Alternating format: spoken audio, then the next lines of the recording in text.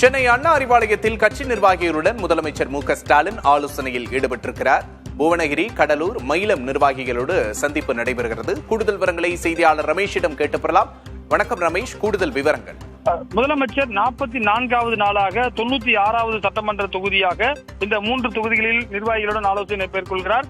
கடந்த 2021 சட்டமன்ற தேர்தலில் புவனகிரியில் அதிமுக வெற்றி பெற்றது. மயிலம் தொகுதியில் பாட்டாளி மக்கள் கட்சி எம்எல்ஏ வெற்றி பெற்றார். கடலூரில் மட்டும்தான் ஐயப்பன் திமுக வெற்றி பெற்றது. இந்த நிலையில் இந்த 3 தொகுதிகளிலும் மீண்டும் திமுக வெற்றி பெற வேண்டும் என்பதற்காக முதலமைச்சர் அந்த நிர்வாகிகளுடன் பேசி வருகிறார். இந்த மாவட்டங்களுக்கு பொறுப்பு அமைச்சராக இருக்கக்கூடிய MRK பன்னீர்செல்வம், ஒன்றிய செயலாளர்கள், அதே போல மயிலம் பகுதியுடைய மாவட்ட செயலாளர் செஞ்சி மஸ்தான் உள்ளிட்டோர், முன்னாள் எம்எல்ஏவாக இருந்த டாக்டர் மாசிலாமணி உள்ளிட்டோரும் வரவழைக்கப்பட்டிருக்கிறார்கள். அவர்களிடம் முதலமைச்சர் கருத்துக்களை கேட்டறிந்து வருகிறார். குறிப்பாக 2021 போன்று இல்லாமல் 26ல் நன்றாக பணியாற்ற வேண்டும், பணி செய்யாத நிர்வாகிகள் மீது நடவடிக்கை எடுக்கப்படும் என்பன போன்ற, அதாவது டைரக்டா அங்க இருக்கக்கூடிய ஒன்றிய செயலாளர் அவங்ககிட்டே அங்க கட்சியில் என்ன நடக்குது, மக்கள் நலத்திட்டங்கள் செயல்படுத்துறதா, யாருன்னா கட்ட பஞ்சாயத்து பண்றாங்களா என்பன போன்ற பல்வேறு விஷயங்களை முதலமைச்சர் கேட்டு நடவடிக்கைகளையும் அவ்வப்போது எடுத்து வருகிறார். பாலா, ரமேஷ், கடந்த முறை வெற்றி பெறாத தொகுதிகளில் இந்த முறை வெற்றி பெற்றே ஆக வேண்டும் அப்படின்னு முதல்வர் கண்டிப்போட கூறுறதா செய்திகள் தொடர்ந்து வெளிவந்து கொண்டிருக்கிறது.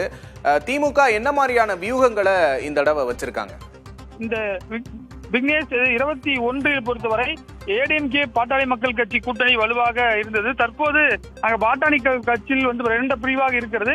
எனவே இதையெல்லாம் சாதகமாக பயன்படுத்தி வெற்றி பெற வேண்டும். குறிப்பாக இந்த பகுதிகள் எல்லாம், குறிப்பாக பாட்டாளி மக்கள் கட்சி கொஞ்சம் வலுவாக இருக்கக்கூடிய பகுதியாக மயிலம், கடலூர் மாவட்டங்களில் அந்த சமுதாய மக்கள் இருப்பதாக சொல்லப்படுகிறது.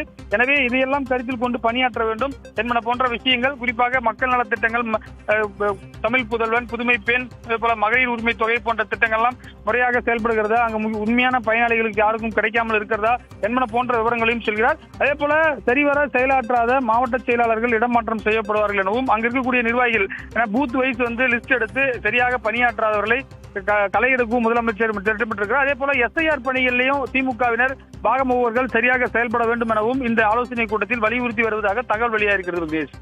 கூடுதல் விவரங்களுக்கு நன்றி ரமேஷ்.